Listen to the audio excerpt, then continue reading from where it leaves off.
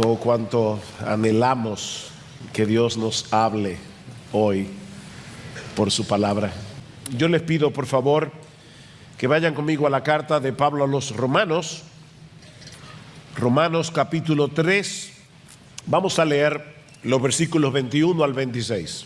Pero ahora, aparte de la ley, la justicia de Dios ha sido manifestada, atestiguada por la ley y los profetas, es decir, la justicia de Dios por medio de la fe en Jesucristo para todos los que creen, porque no hay diferencia por cuanto todos pecaron y no alcanzaron la gloria de Dios, siendo justificados gratuitamente por su gracia, por medio de la redención que es en Cristo Jesús, a quien Dios exhibió públicamente como propiciación por su sangre a través de la fe, como demostración de su justicia, porque en su tolerancia Dios pasó por alto los pecados cometidos anteriormente, para demostrar en este tiempo su justicia, a fin de que Él sea justo y sea el que justifica al que tiene fe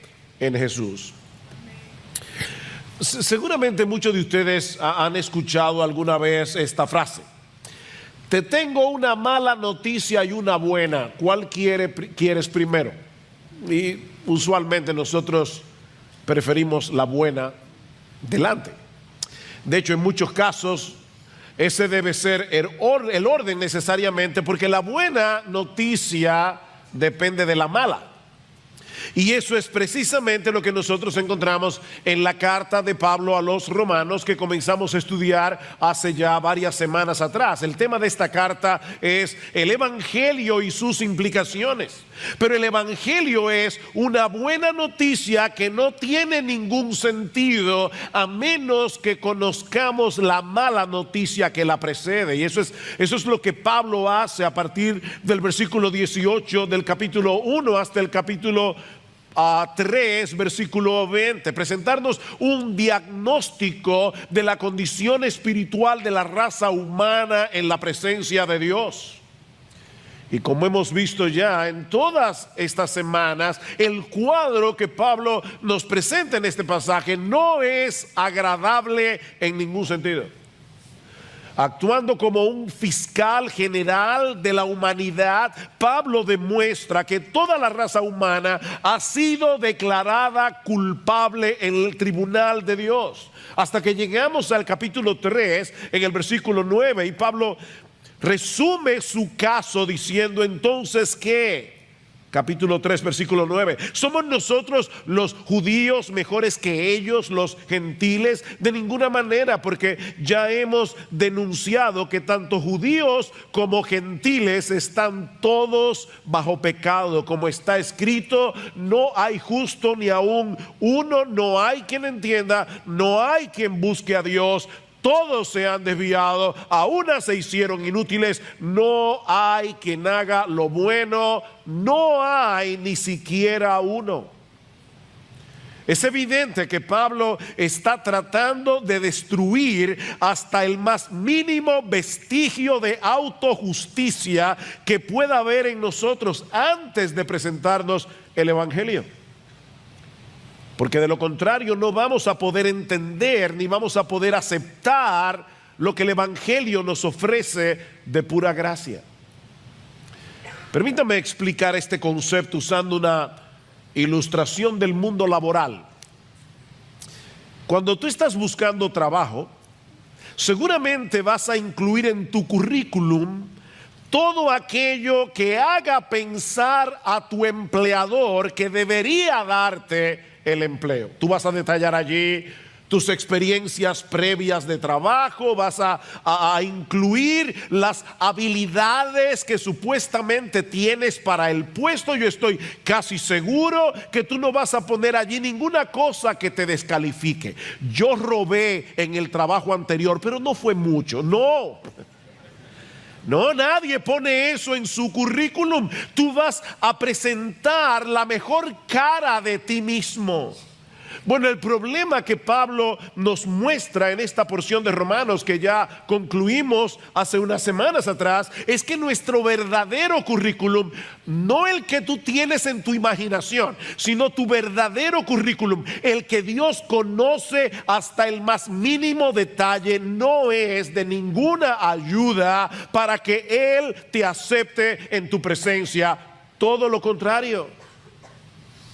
Espiritualmente hablando, estamos en bancarrota, completamente descalificados para estar en la presencia de un Dios que es perfectamente santo y perfectamente justo. Noten lo que dice Pablo en los versículos 19 y 20 del capítulo 3. Ahora bien, sabemos que cuando dice la ley, lo dice a los que están bajo la ley. ¿Saben para qué? Para que toda boca se calle y todo el mundo sea hecho responsable ante Dios. El hombre argumenta: yo no soy tan malo, yo soy mejor que mi vecino.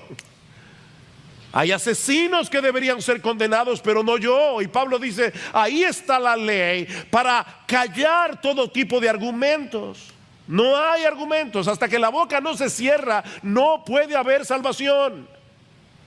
Y sigue diciendo en el versículo 20, porque por las obras de la ley, haciendo lo que dice la ley, ningún ser humano será justificado, ningún ser humano será declarado justo en el tribunal de Dios, porque por medio de la ley viene el conocimiento del pecado. La función de la ley es ayudarnos a ver nuestra propia pecaminosidad y dejarnos sin argumentos frente a la justicia de Dios. La ley destruye ese currículum imaginario que tú te has hecho en tu cabeza.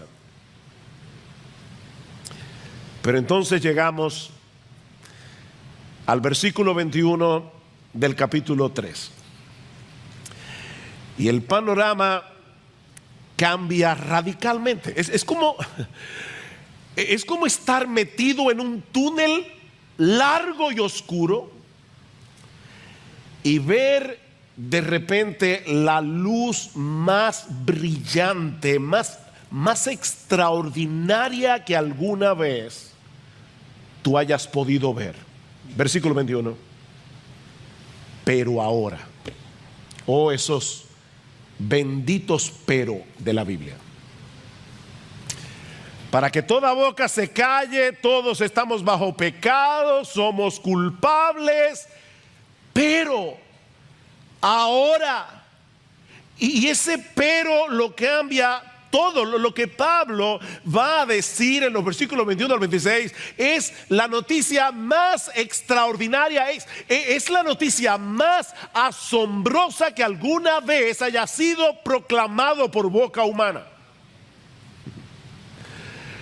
Miren, mis hermanos, estábamos orando hace un momento y no era una oración cliché. No es que nosotros tenemos que orar antes de predicar. Es que nosotros de verdad queremos que Dios haga eso. Yo sé que tú conoces el Evangelio, yo sé que lo has oído un montón de veces. Yo quiero en el Señor que tú oigas el Evangelio como si nunca antes te hubieras enterado de tal cosa. Porque, mis hermanos, de verdad lo que Pablo va a decir a partir del versículo 21 es como para saltar de nuestra silla. Lutero, refiriéndose a este pasaje, Romanos 3, 21 al 26, él decía que este es el mismísimo corazón de la carta a los romanos y de toda la Biblia. ¿Tú oíste eso? El pasaje que vamos a estudiar en la mañana de hoy es el corazón, Lutero dice el mismísimo corazón de la carta de Pablo a los romanos. Y mis hermanos, amigos que están de visita en esta mañana en nuestra iglesia, este es el corazón de la Biblia. Así de importante es este pasaje, porque Pablo va a resolver en estos 6 versículos el gran dilema de la salvación. Y aquí está el dilema. ¿Cómo puede un Dios perfectamente justo aceptar en su presencia a pecadores injustos manteniendo intacta su justicia? Ese es el dilema. ¿Cuál es la responsabilidad de los jueces? Los verdaderos jueces. ¿Cuál es la responsabilidad? Condenar a los culpables y absolver a los inocentes. ¿No es así? Qué bendición ser. Bueno, nosotros vivimos, ¿verdad?, en un país donde eso no siempre es así.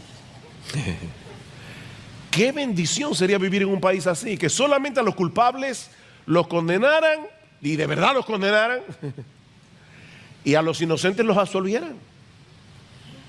La pregunta es, ¿cómo es posible que el único juez que es absolutamente justo en todo el universo nos declare inocentes en su tribunal, si al mismo tiempo ya Pablo ha demostrado que todos somos culpables?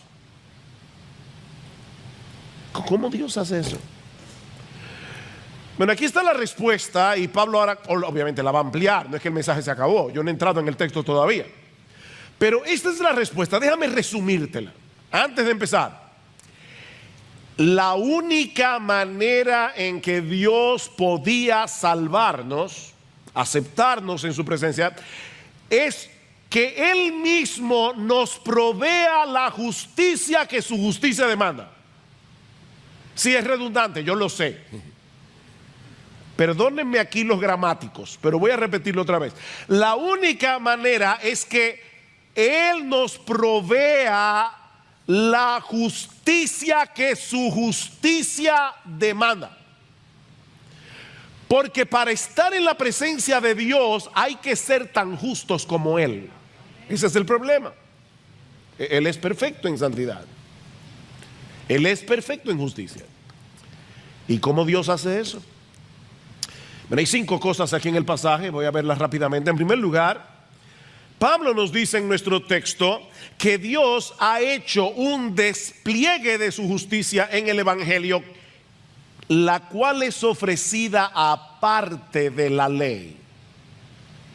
Dios ha hecho una manifestación, un despliegue de su justicia que es aparte de la ley. Vean el versículo 21 otra vez. Pero ahora, aparte de la ley, la justicia de Dios ha sido manifestada, atestiguada por la ley y por los profetas.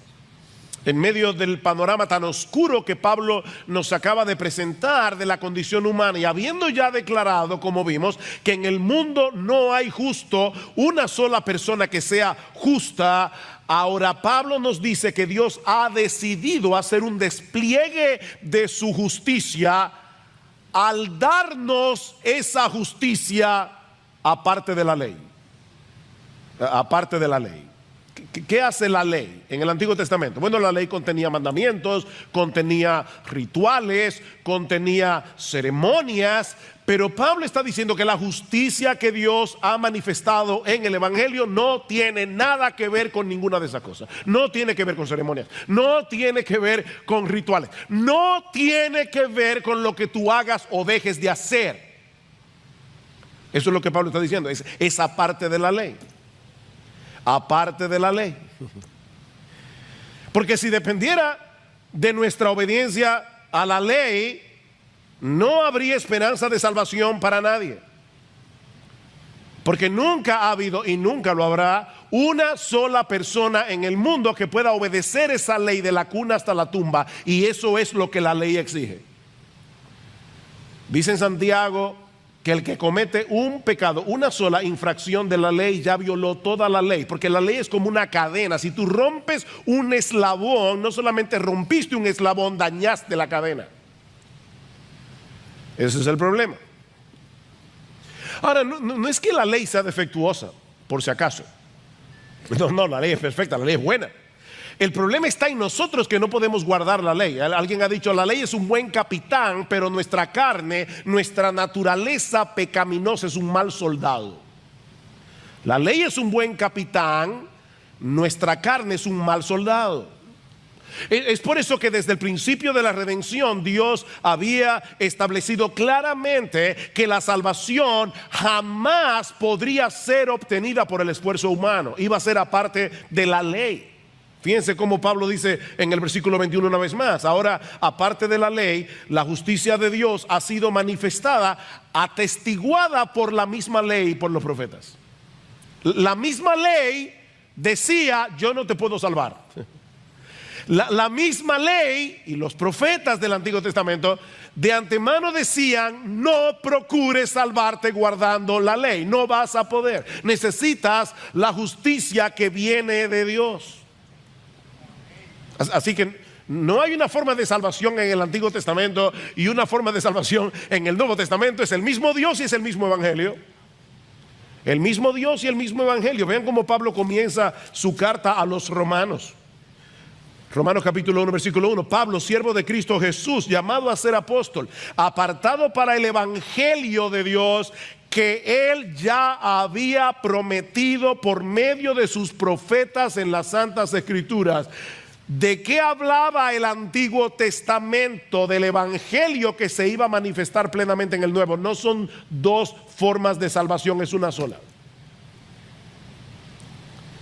Cualquier persona que hubiera leído con atención y con entendimiento el Antiguo Testamento se habría dado cuenta que Dios estaba prometiendo proveer una justicia que no podemos alcanzar por nuestros méritos.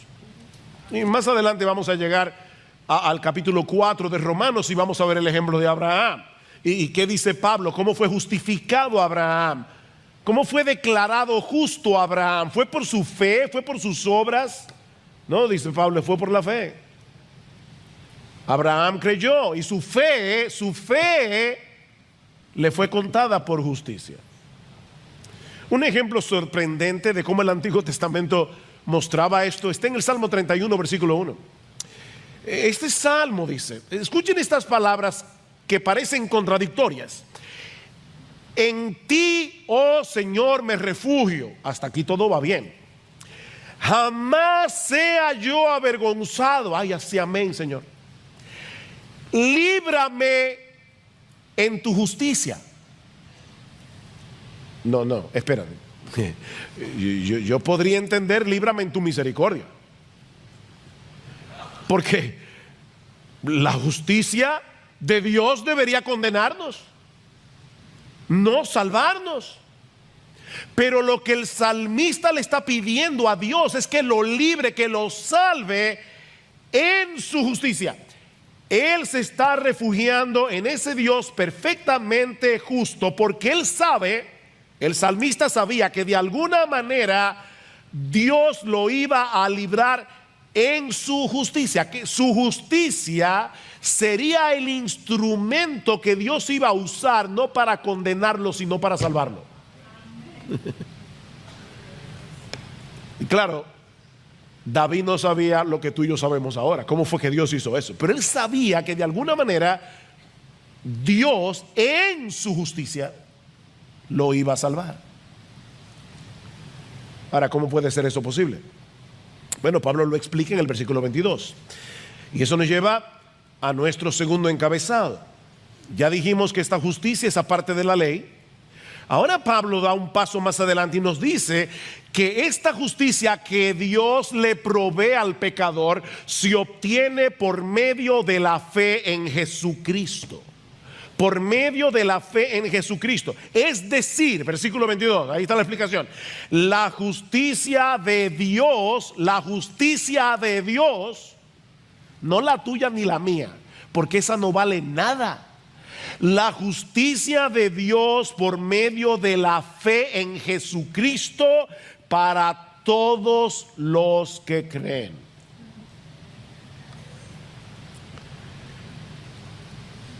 Ya Pablo había dicho en el capítulo 1 de la carta que en el Evangelio se revela la justicia de Dios por fe y para fe. Y la idea es, de principio a fin es por fe. Pablo cita allí a Habacuc capítulo 2 versículo 4 en el Antiguo Testamento y dice: el justo por la fe vivirá. Así que de principio a fin la salvación es por la fe.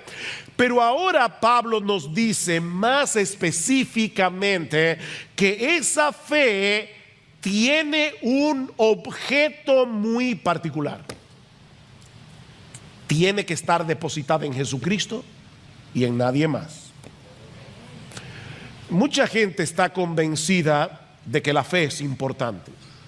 ¿Han oído esto? La fe mueve montañas. Bueno, yo lamento decirte que la fe no mueve nada. La fe en sí misma no tiene poder de hacer absolutamente nada. Dios mueve montañas. Él puede mover montañas, pero no la fe. No la fe. Mira, déjame ponértelo de otra manera. Al final de cuentas, lo importante no es cuánta fe tú tienes, es en quién tú la tienes depositada. Tú puedes estar completamente convencido y tener absoluta fe de que si te vas en tubo desde La Matica hasta Puerto Rico, tú vas a llegar. Y aquí está otro que se va en avión temblando porque le tiene pánico a los aviones. ¿Sabes qué? Este que tiene tanta fe probablemente será comido por los tiburones en el canal de la Mona. Este que se subió al avión temblando probablemente va a llegar a Puerto Rico. Porque el asunto no depende del tamaño de la fe, es el objeto de la fe lo importante. Si tú tienes toda tu fe depositada en un objeto equivocado, te vas a perder. Tú te puedes tomar un trespasito creyendo que es jugo de naranja y te va a matar igualito. No es la fe, no es la sinceridad de tu fe, es el objeto de la fe. Bueno, lo que está diciendo Pablo aquí es que la fe verdadera descansa únicamente en el Señor Jesucristo y en nadie más. Nadie más. De hecho, alguna gente dice: yo tengo mucha fe en Dios. Bueno, esto te va a chocar todavía más. Óyeme bien. No importa que tú tengas fe en Dios si no tienes esa fe puesta en el Señor Jesucristo. No es fe en Dios, como decía aquel famoso poema de Siderata: procura estar en paz con Dios cualquiera que sea tu idea de Él. Entonces, yo tengo mucha fe en Dios. No es fe en Dios. Claro, Jesucristo es Dios encarnado, pero lo que Pablo está diciendo es que esa fe es muy particular. Es una fe en el Señor Jesucristo. Dios el Padre ha colocado a Jesús como el único medio de salvación. Así que nadie puede tener verdadera fe en Dios a menos que no tenga fe en Jesús.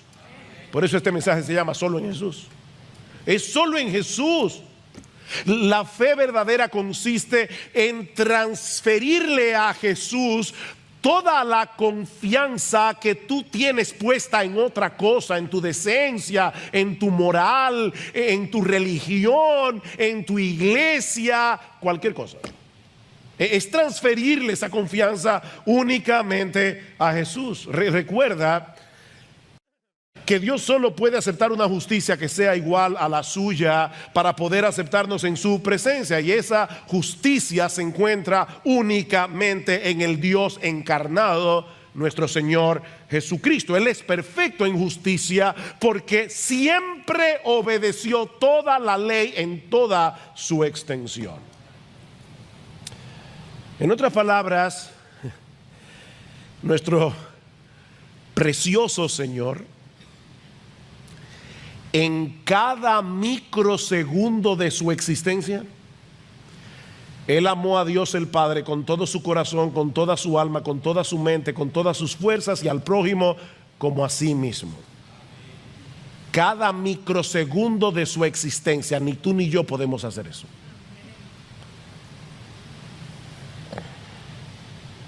Y lo que Dios nos ofrece en el Evangelio, y esto es lo impresionante, es transferir a nuestra cuenta esa justicia perfecta de Jesús por medio de la fe.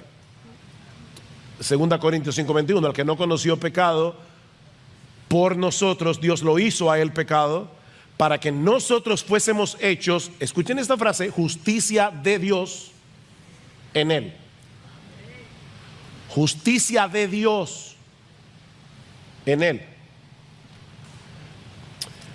¿Han oído esta frase? Dios nos ama tal cual somos. ¿La han oído, verdad? Falso. Absolutamente. Hoy yo vine a destruir frases. Falso. Mira, déjame decirte algo. Hay una persona en todo el universo a la que Dios ama tal cual es, y es Jesucristo. No. Dios no nos ama tal cual somos. Dios nos ama a pesar de lo que somos. Es muy diferente. Dios nos ama a pesar de lo que somos, y por causa de su amor envió a su Hijo para que dejemos de ser lo que somos. Así que no vuelvas a decir que Dios nos ama tal cual somos. No. Solo a Jesús Dios ama tal cual es. A nosotros nos ama a pesar de lo que somos. Y es muy diferente. Es muy diferente. Este es mi Hijo amado. ¿Recuerdan? Este es mi Hijo amado en quien tengo mi complacencia. El único Hijo en el que Dios se complace es Jesucristo. Porque Él es perfecto en justicia, Él es perfecto en santidad. Y lo que Dios hace es que nos une a Cristo por la fe. Nos une a Cristo por la fe. De tal manera que ahora Dios nos ve en su Hijo. Dios nos ve en su Hijo, en quien Él tiene toda su complacencia. Así que, mi amigo, la salvación es únicamente por medio de la fe en Jesús. Únicamente. No es la fe en general, no es la fe ni siquiera en Dios. Es la fe en Jesús. ¿Quién es Dios? Pero es la fe en Jesús.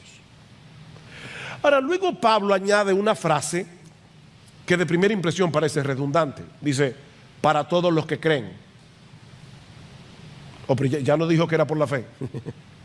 Entonces, ¿para qué añadió esa frase? Para todos los que creen, dice en el versículo 22.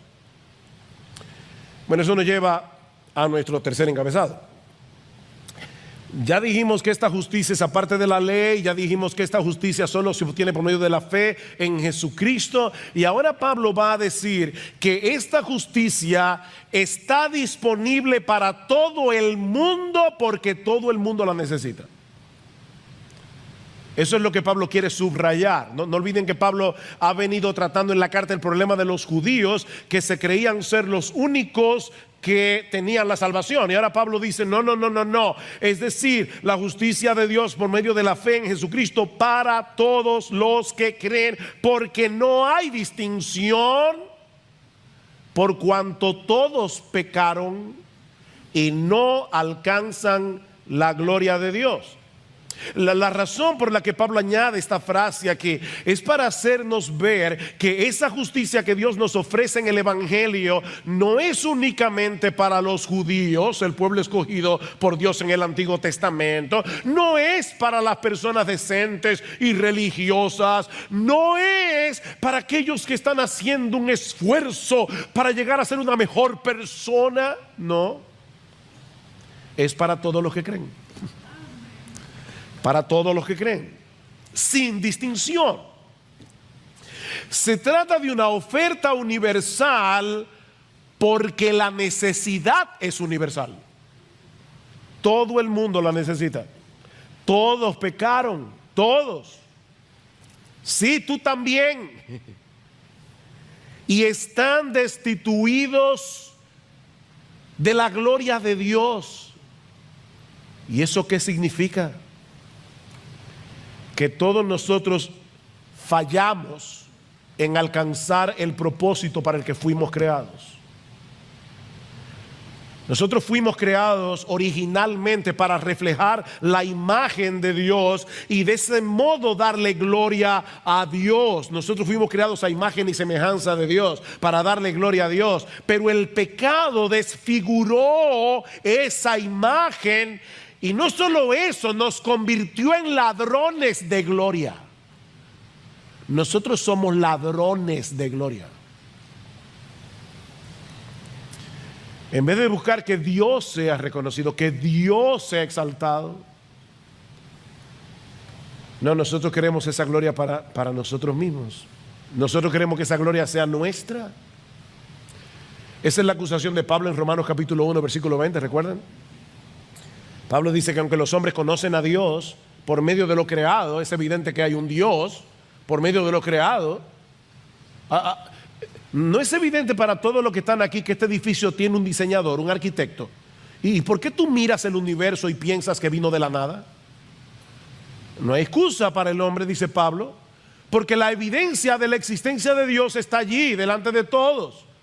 Así que el hombre, aunque conocía a Dios, dice Pablo, no le glorificaron como a Dios, ni le dieron gracias, sino que se envanecieron en sus razonamientos y su necio corazón fue entenebrecido. No queremos glorificar a Dios, no queremos darle gracias. Es por eso que las religiones humanas son tan atractivas. Porque la religión te dice, si tú haces esto y vas a misa y lees la Biblia y haces no sé qué cosa, te vas a salvar.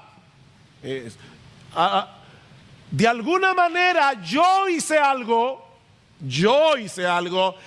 que hizo que Dios me diera la salvación. Hasta en eso queremos robarle a Dios la gloria.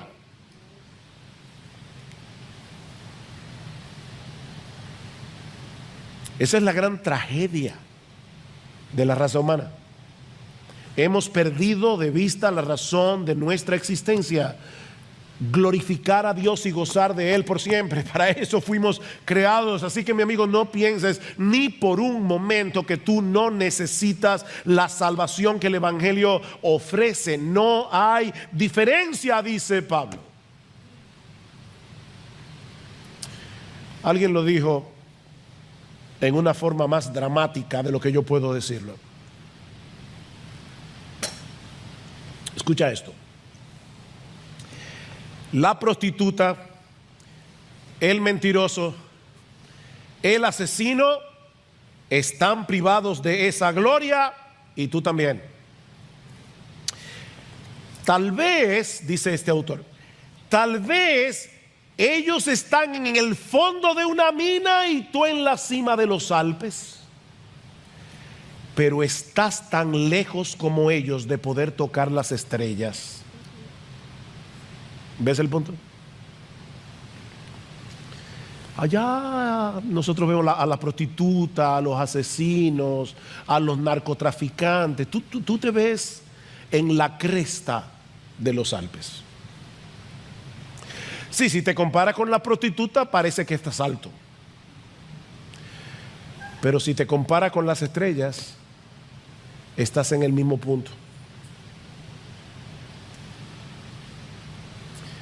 Mi amigo, cuando la tabla de comparación es la gloria de Dios, tu currículum no solo deja de ser impresionante, sino que se vuelve en contra tuya. No hay un solo ser humano en el planeta que no necesite de esa justicia que Dios provee en el Evangelio. Pero por eso mismo Dios la ha puesto a disposición de todos. De todos. Ricos, pobres, blancos, negros, educados, analfabetos, decentes, indecentes, moralistas, inmorales. Es para todos los que creen, porque no hay distinción. No se trata de algo que mereces, es algo que Dios ha decidido darlo simplemente a aquellos que extienden su mano desnuda para recibir el regalo. Y eso nos lleva a nuestro cuarto encabezado.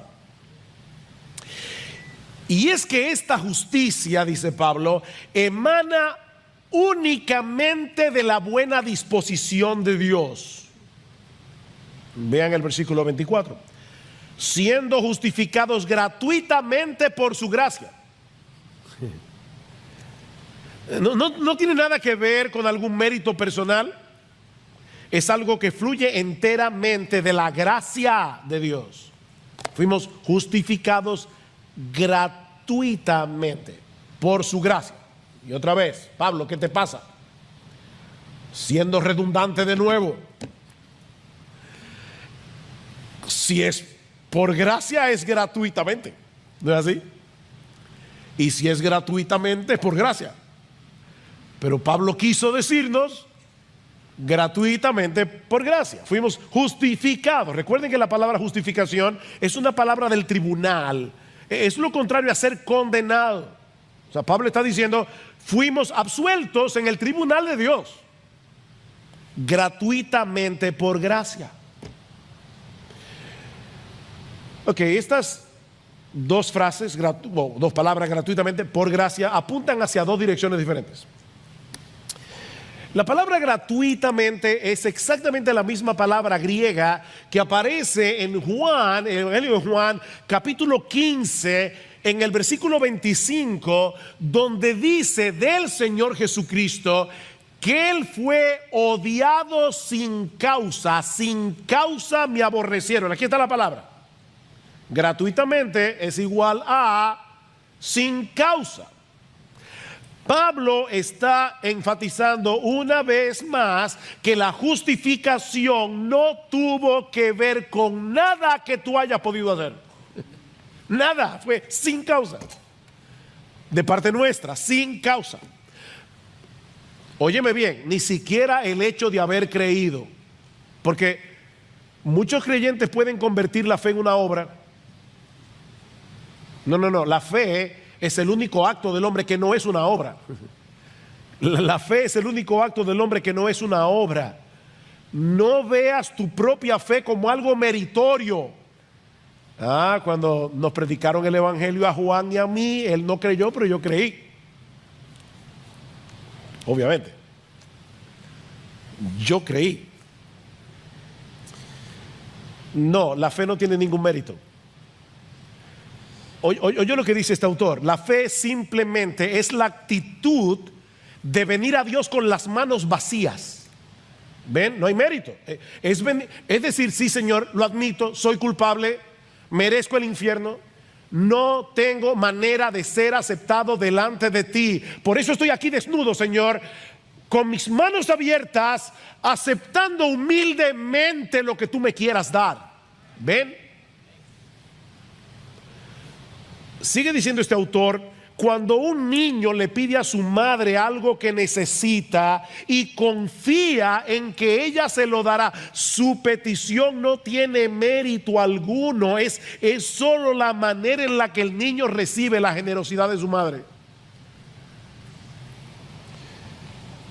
Y eso es crucial, dice este autor, porque si llegas a pensar que tu creencia es la causa de tu salvación, dejarás de mirar a Cristo y comenzarás a mirar tu fe.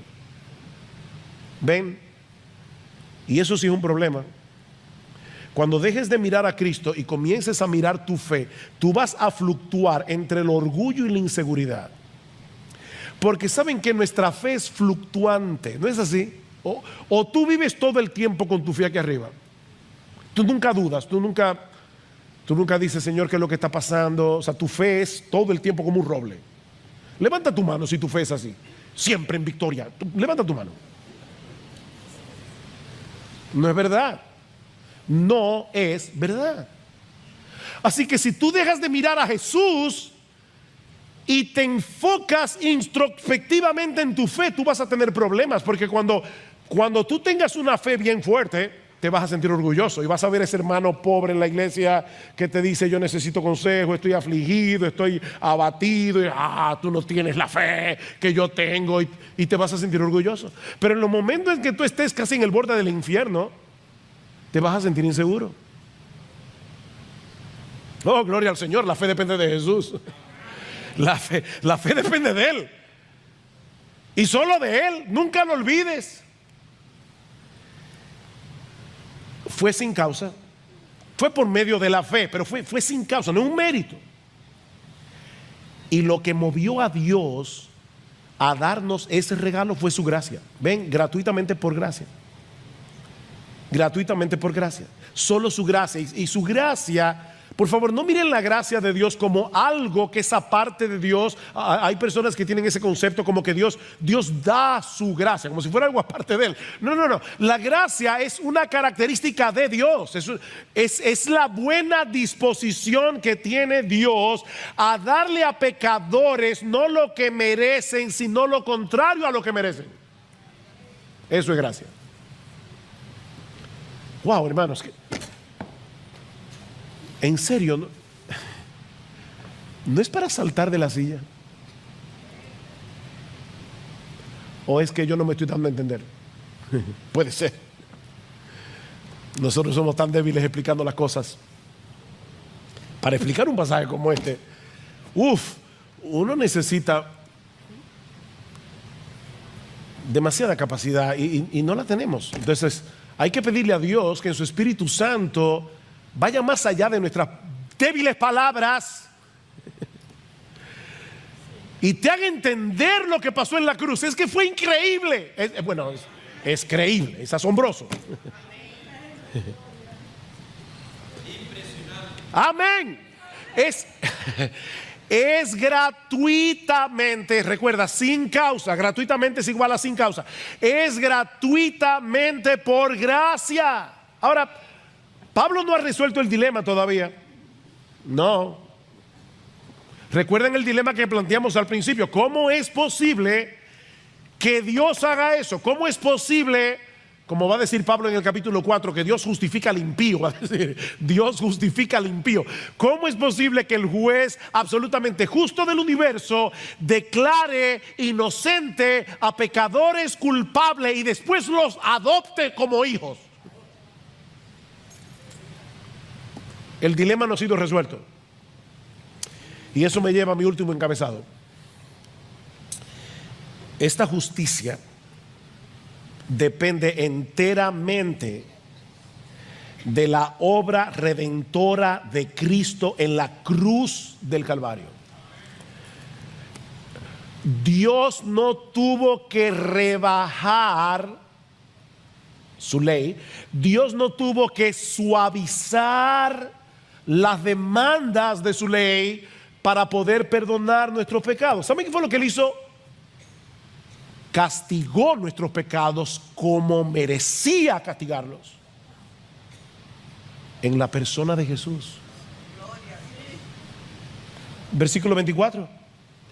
Siendo justificados gratuitamente por su gracia, por medio de la redención que es en Cristo Jesús, a quien Dios exhibió públicamente como propiciación por su sangre a través de la fe, como demostración de su justicia, porque en su tolerancia o paciencia, como dice la Reina Valera, Dios pasó por alto los pecados cometidos anteriormente. Wow. Yo necesito 10 sermones para explicar esto. Pablo está usando aquí 3 palabras teológicas que son importantes. El evangelio es un diamante tan precioso, tiene tantas caras este diamante, que una sola palabra no lo explica. Pablo ha hablado de justificación, ahora está hablando de redención, de propiciación. La justificación tiene que ver con el tribunal. Es una declaración legal. Fuimos declarados justos en el tribunal de Dios. Pero ahora Pablo nos dice que también fuimos redimidos. Redimidos. La palabra redención tiene que ver con el mercado de esclavos. Todos nosotros, dice la Escritura, éramos esclavos del pecado. Claro, tú no te das cuenta porque el pecado actúa a través de tu voluntad. Y por lo tanto tú crees que eres libre cuando pecas, porque cuando pecas estás haciendo lo que quieres hacer. Y es verdad que estás haciendo lo que quieres hacer, pero el pecado está influyendo en tu querer para que peques. Tú eres un esclavo. Somos esclavos del pecado hasta que venimos a Jesús. Dice Juan capítulo 8 versículo 34, esto es el Señor Jesucristo hablando: el que comete pecado es esclavo del pecado. Y Pablo va a decir lo mismo más adelante en Romanos capítulo 6, en el versículo 17 dice: pero gracias a Dios que aunque erais esclavos del pecado, vinisteis a ser siervos de la justicia. Dice: aunque erais esclavos del pecado, os hicisteis obedientes de corazón a aquella forma de enseñanza a la que fuisteis entregados, y habiendo sido libertados del pecado, entonces os habéis hecho siervos de la justicia. Éramos esclavos del pecado. Cristo nos libertó de esa esclavitud. Él pagó nuestra deuda con la justicia de Dios y al mismo tiempo rompió la cadena que nos ataba al pecado. Él nos compró. Él fue al mercado de esclavos y nos compró, nos libertó al precio de su sangre, para que ahora tú y yo que somos cristianos seamos exclusivamente suyos. ¿O ignoráis? Dice Pablo en 1 Corintios 6, 19. ¿O ignoráis que vuestro cuerpo es templo del Espíritu Santo, el cual está en vosotros, el cual tenéis de Dios, y que no sois vuestros? No sois vuestros, porque habéis sido comprados por precio. Glorificad pues a Dios en vuestro cuerpo y en vuestro espíritu, los cuales son de Dios. Él te compró a precio de su sangre. El otro término que Pablo usa es propiciación. Y este término causa mucho problema a la gente en el día de hoy, porque significa aplacar la ira. No. El Dios en el que yo creo es un Dios de amor. Y el mío también. Pero al mismo tiempo es un Dios de justicia y por lo tanto es un Dios de ira. ¿Tú crees que sería amoroso que los jueces dominicanos sacaran libres a todos los narcotraficantes? Qué amoroso, ¿verdad? No, eso no sería justo. Eso no sería justo. El crimen debe ser castigado.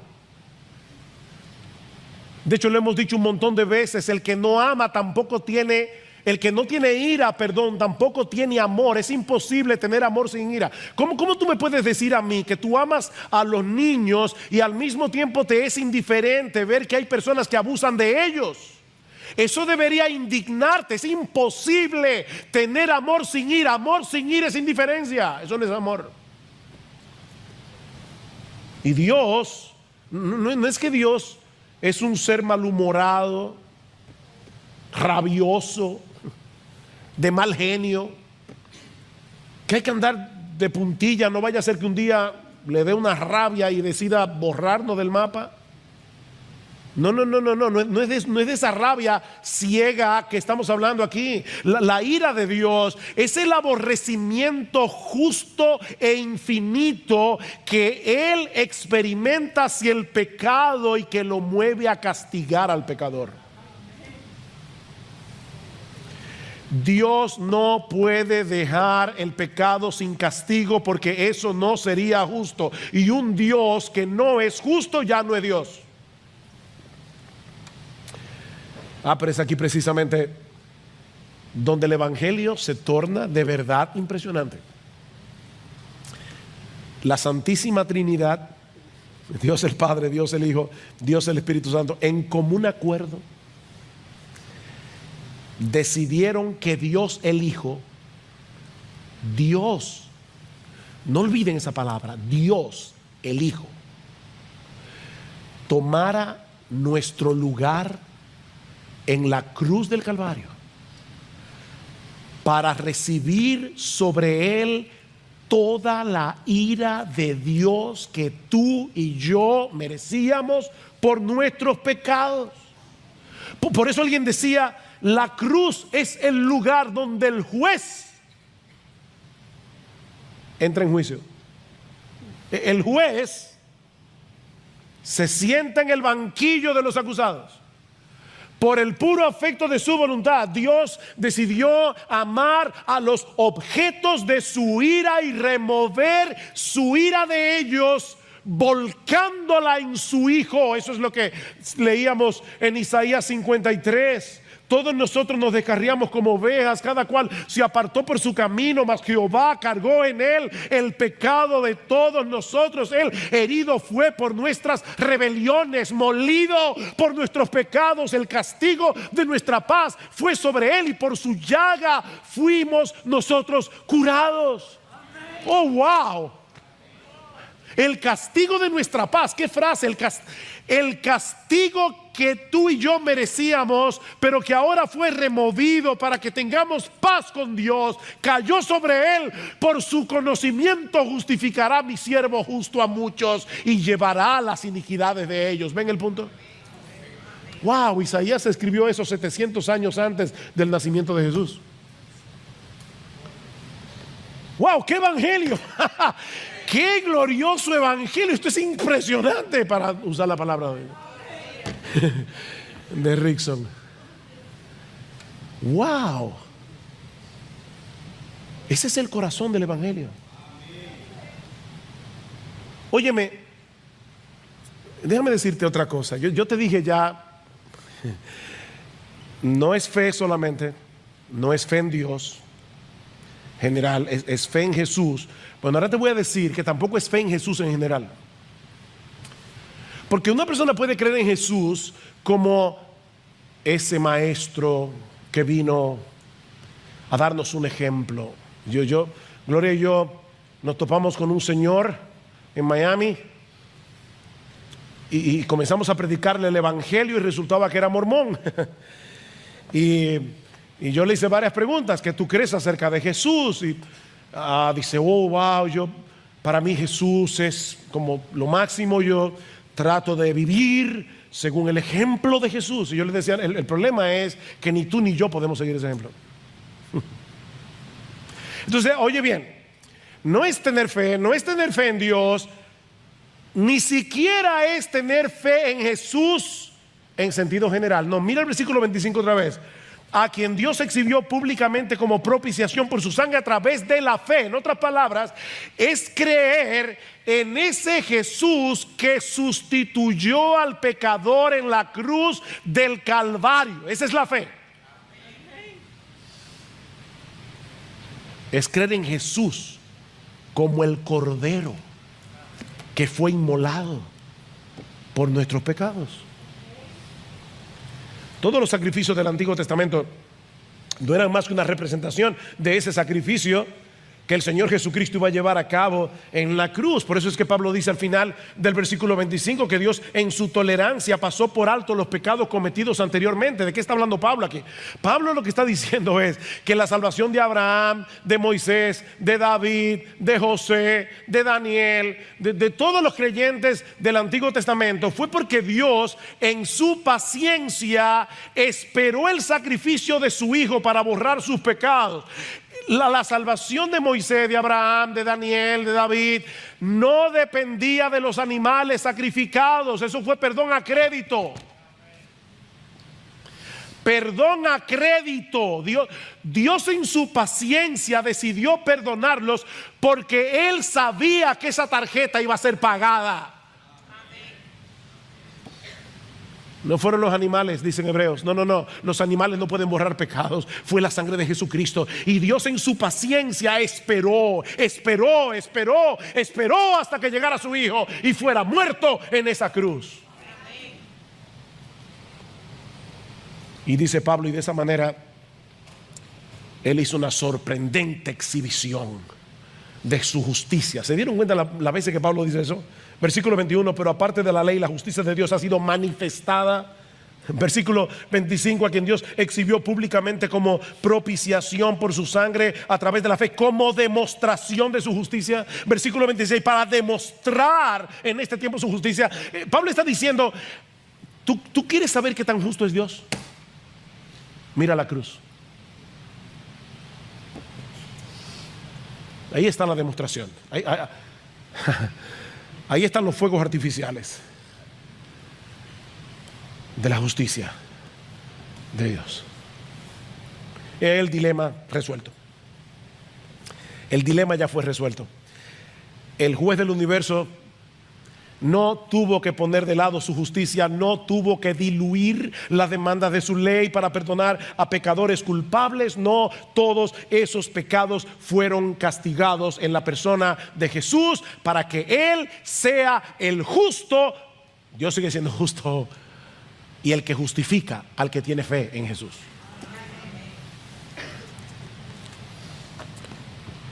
Esa es la buena noticia del Evangelio. Que de tal manera amó Dios al mundo que ha dado a su Hijo unigénito para que todo aquel que en Él cree no se pierda, mas tenga vida eterna. Ahora, mis hermanos, y ya estoy concluyendo, recuerden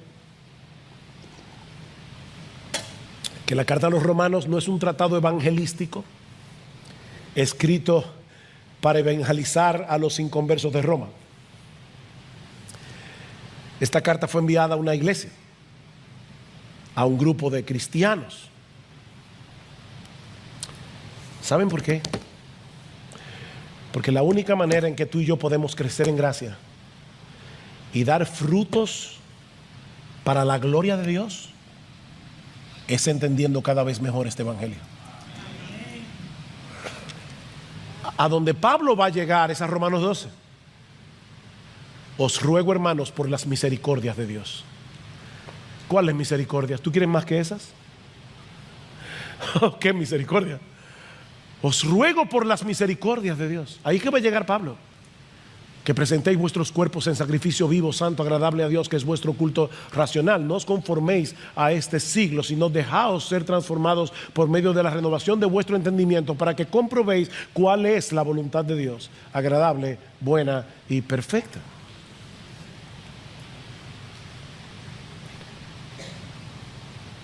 Si la salvación es un regalo de Dios, aparte de cualquier obra humana, mi hermano, tú y yo no tenemos nada de qué gloriarnos. Si hay algo que debería distinguir a un cristiano es su humildad. No tenemos nada de qué gloriarnos. Dicho, ahí va a llegar Pablo, versículo 28, porque concluimos, dice, versículo 27, ¿dónde está pues la jactancia? ¿Queda excluida? ¿Por cuál fe? ¿Por cuál ley? ¿Por la de las obras? No, sino por la ley de la fe. ¿Dónde está la jactancia? Miembro de IBCJ, ¿tú crees que tú eres mejor que los que están afuera porque tú estás aquí adentro? ¿Dónde está la jactancia? ¿O no?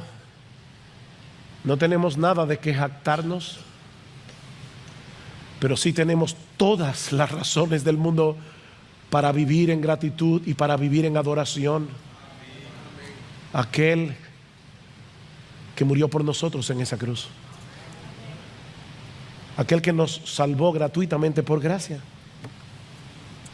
La salvación es del Señor, de principio a fin, y por lo tanto solo Él merece toda la gloria. No solo por el hecho de haber sido salvados, no, Él merece toda la gloria por cada paso que damos hacia adelante en el camino de la santidad. Él merece toda la gloria por cada fruto que nosotros damos para la expansión de su reino. Bueno, ya Marcos predicó de eso la semana pasada. Soli Deo Gloria. Soli Deo Gloria. Mas por Él estáis vosotros en Cristo Jesús, el cual nos ha sido hecho por Dios sabiduría, justificación y redención, para que, como está escrito, el que se gloríe en el Señor. Oh, mi amado hermano, no deberíamos nosotros vivir con el corazón encendido, con fuego del altar, en admiración por Jesucristo. O si tu corazón está frío en esta mañana, pídele a Dios que te lo encienda. Oh Señor, usa este evangelio, Señor, para que yo solo viva para ti. Pero si tú estás aquí sin Cristo en esta mañana, yo te ruego, no abandones este lugar sin arreglar tus cuentas con Dios. No lo hagas aferrándote por la fe a ese bendito Salvador que murió por nuestros pecados. Porque si la salvación es un regalo de Dios, aparte de cualquier obra humana, entonces tú puedes ser salvado ahora. En este mismo instante. No tienes que tratar de mejorar tu currículum. No lo hagas. No trates de mejorar tu currículum a ver si Dios te acepta finalmente en su presencia. Oh no, ven a Cristo, mi amigo, y ven ahora ven a Cristo. Pídele que tenga misericordia de ti. Pídele que transforme tu corazón de piedra en un corazón de carne. Pídele que te abra los ojos para que veas tu pecado, pero para que lo veas a Él como un bendito, glorioso, exaltado Salvador. Oh, la razón, mi amigo, por la que Él tuvo que venir a salvarnos es porque nadie puede salvarse a sí mismo. Solo Cristo salva, y Él salva por medio de la fe. Recuerda, tú necesitas justificación, redención, santificación, y no puedes hacer ninguna de esas cosas. Propiciación.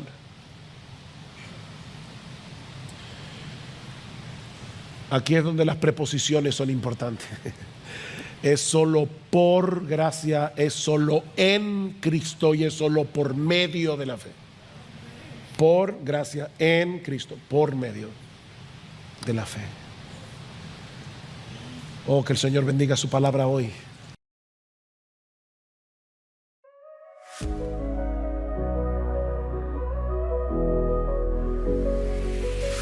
I saw you standing there, a spark in your eyes. Caught in the moment, took me by surprise. Your smile lit a fire I couldn't ignore. Something I'd never felt before. The world fades away, it's just you and me. A quiet kind of magic set me free. A kiss, and everything starts. The chaos in my head was tearing me apart. This rush, this tingling in my veins. I hope this feeling forever remains.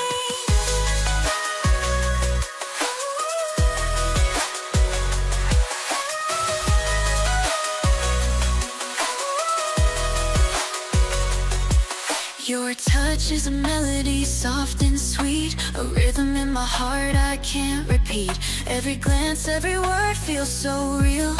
A love so new yet so surreal. Is this what they mean when they say it's true? A first love that's bright yet feels so new. Even if time fades this moment away, in my heart it'll always stay. A kiss, and everything starts. The chaos in my head was tearing me apart. This rush, this tingling in my veins. I hope this feeling forever remains. And everything starts, etched in my soul, deep in my heart. No matter the distance, no matter the years, the memory of you will calm my fears.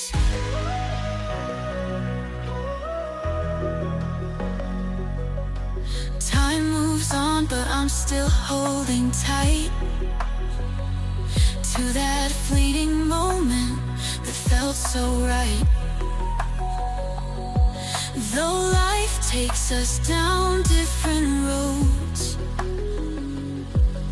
your love's the light that forever glows.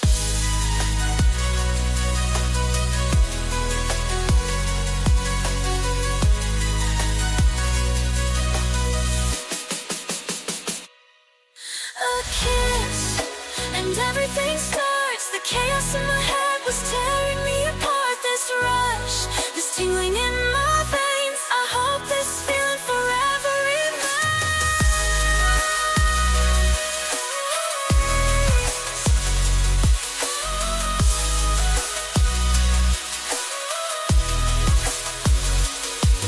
This rush, this tingling in my veins. I hope this feeling forever remains.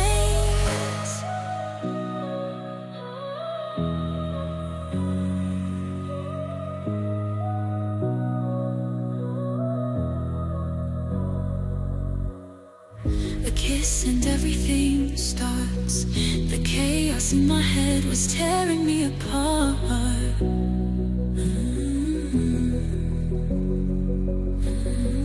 This rush, this tingling in my veins. I hope this feeling forever remains.